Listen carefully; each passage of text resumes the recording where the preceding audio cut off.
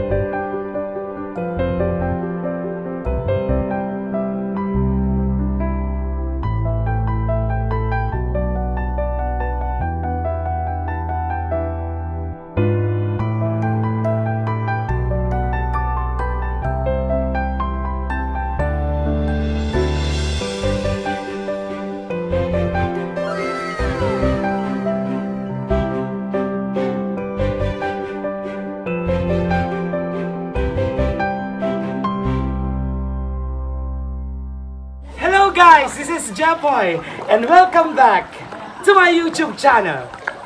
You know I'm gonna get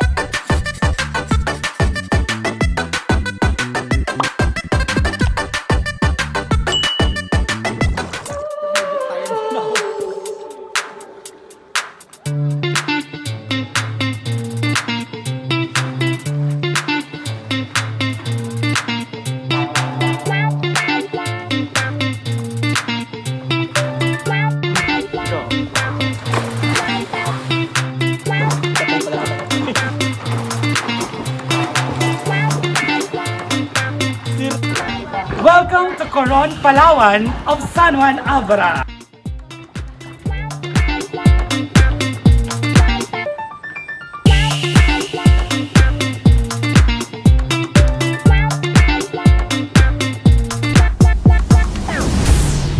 What makes Quemolong so attractive is the blue water and the rock formation, guys.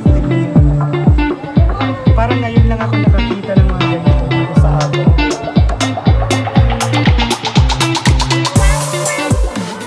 And guys, kung mapapansin nyo, sa ilalim ng mga bato, medyo nakaka-intriga kasi pwedeng pumasok sa ilalim. Pero nakakatakot kasi hindi mo alam kung anong meron doon. Gusto niya ba subukan natin? So guys, let's find out kung ano ang nasa loob. Ayan, kung hindi na ako makalabas, pag-pray nyo na lang ako. Wait lang.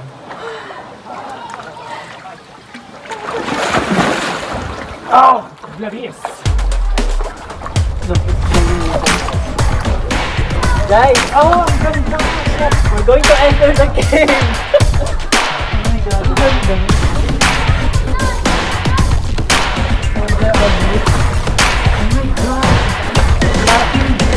Garay, kaya sabi ko. Kaya ng camera. I smell methane. Oh, So yun yung papasok, di ba? Baka may ano pa dyan. Palusot, papunta sa loob. tignan natin. Para may kwenta naman tong vlog. Nabasa? Ay. Woo! Ay siya, ano yung nahawakan ko tae?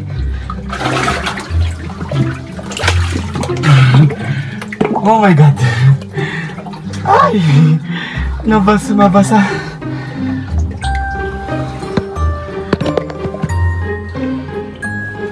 See? Hala! Malalim pa doon. Oh!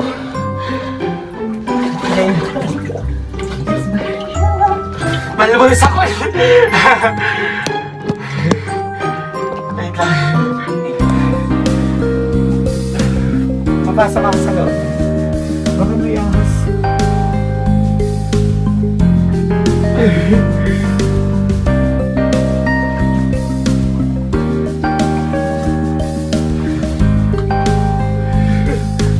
can feel the current. It's coming from inside, guys. Parang hinihigop ako. Ayoko nakakatakot. Guys, medyo masikip na sa loob. Tapos... Dumugo yung noo mo. nauntog ako. Nauntog yung pimple ko. Ang tutulis kasi. So ano nakita niyo sa loob? Para siyang parang may ilaw sa loob. Diba? Napansin mo? Para siyang... Parang nag-glow inside. Nag-glow, tapos parang nagbo-blue din yung locks niya. Pero yun, may na-feel ako parang force na umihila sa'yo paloob. Kaya ayoko na. Dumugo yung noo mo. Baka nauntog ako. Pumutok pa yung pimple ko ba yan? Oo, ata. Hindi kinaya nung force ng pimple sa loob. Hindi kinaya yung Sign na ano pressure. talaga eh. Sign na hindi pwedeng pumasok. Ay! Ang hirap huminga. Ay, doon tayo sa It's so tired. Kikita na ba kayo ng chocolate? Chocolate na bakla? Ayan, medyo malamig yung tubig na guys. Ayan, parang winarningan naman kami kanina na malamig daw yung tubig. Kaya i-ready daw namin yung mga katawan namin. At medyo malalim ha. Hindi ko na naabot yung lupa. Ito yung stick. Try natin yung measure. Gano'n siya kalalim. Yes. So, probably this stick. Yes. Ilang feet kaya to? 8? 3 meters. 3 meters? This stick is like 3 meters, so we're gonna try to. Let's see if we can reach the bottom. Yeah. Go. See, stick is 3 meters. So, ayan guys. Oh my God. As you can see, hindi pa niya Oh my abot. God. There's more inside. Mas malalim pa pala sa loob. So it's like almost 3 meters deep. Ayan guys, it's so cold. Ganda niya. I can't move properly na. Maganda dito yung mga rock formation niya. Parang, yung mga nakikita mo sa Palawan. Sakon guys, feeling ko naminis na ko.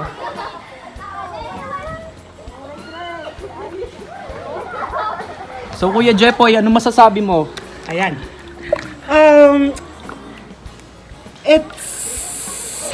I can say na it met my expectations na. Kasi sa Facebook kasi akala ko malawak na mahaba ito.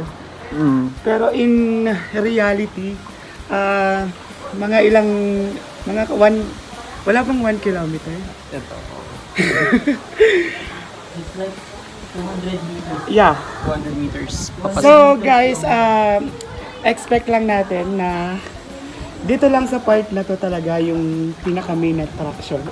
Kasi doon sa part na yun, wala na siyang halos tubig, konti na lang. So, kung magkataon na madaming tao, magkakabanggaan yung mga racket ninyo. Racket pala yung ginamit. Yes.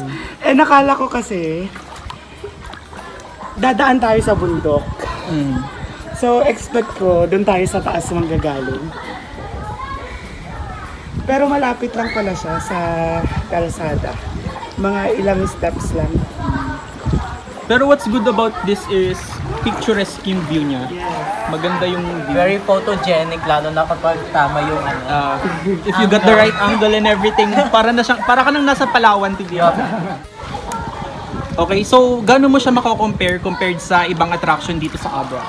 Tourist spot. Well, etong Kimulong ay makikipagsabayan din naman sa ibang tourist spots dito sa Abra. Actually, yung tubig niya, kung nakapunta na kayo ng Luswak, Lagayan, parang ganun yung tubig niya. Medyo malamig din. Ayan. And dito pa lang ako nakakita ng mga white rocks. As you can Ayan see, guys, yung sinasabi ko. madami siyang rock formation. Ay, wala. And then, may mga bata dito. And mababangga na namin sila. Rohel.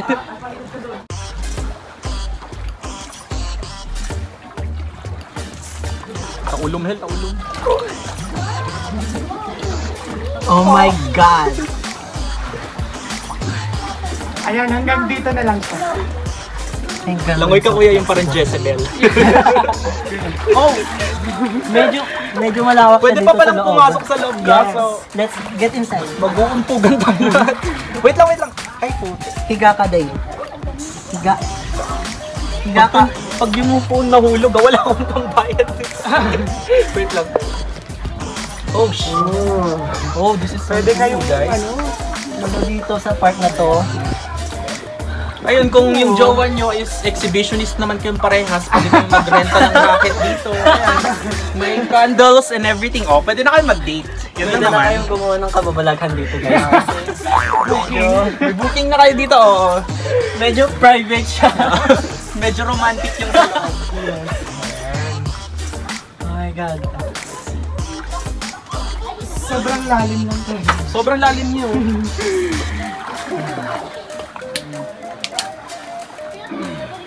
Ilan rating mo dito, kuya? Out of 5?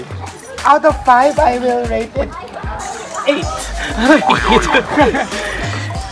Ayan, kasi bagong discover lang naman siya. So, I'm expecting na marami pang development na mangyayari.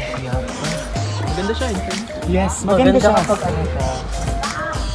Nature na nature talaga. Sa mga nature lovers dyan, and gustong malayo muna sa sentro. Sa realidad. Yes, realidad. Dito kayo, ayan. So mga ilang hours yung biyahe papunta dito? Coming from Bangged? Coming from Bangged, siguro sabihin na natin 1 hour. 1 hour. Kung 4 wheels. Kung motor siguro, mag-allot lang tayo ng 30 minutes pa. So for sure madami magtatanong, magkano yung renta sa cottage dito?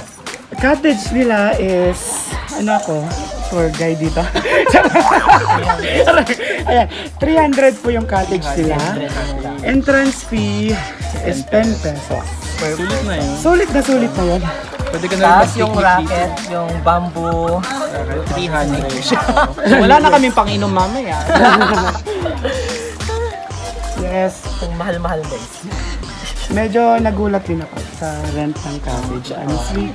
Pero Pero unlimited naman naman. daw yung So pwede ka pag masama yung loob mo, mag-boat ka lang hanggang kailan mo gusto. Hanggang magsawa ka. And meron din silang mga saldo dito. Hindi ko lang natanong kung magkano. And Ito na yung mga rock formation, oh.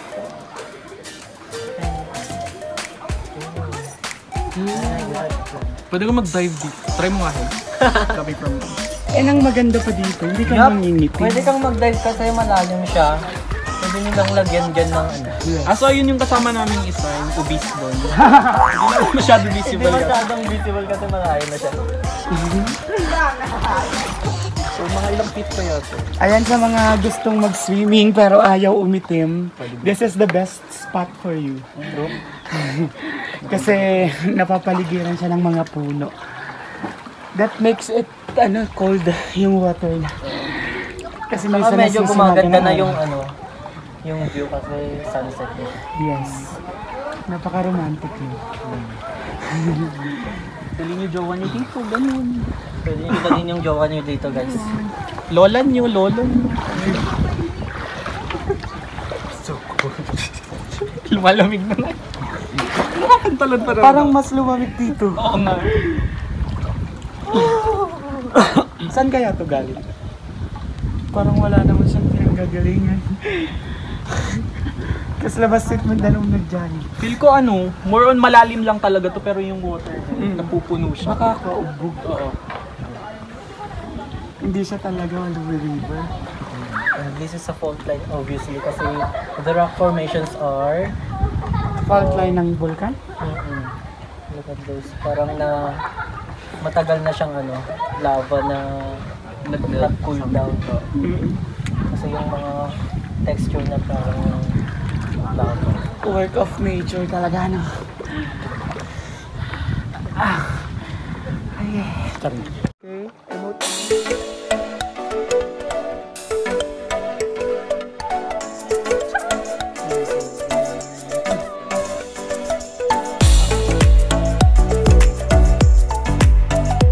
If you like this video, don't forget to give me a thumbs up and don't forget to hit the notification bell para lagi kang updated sa mga bagong videos na i-upload ko. Thank you for watching. This has been Japoy Gallardo. Bye-bye!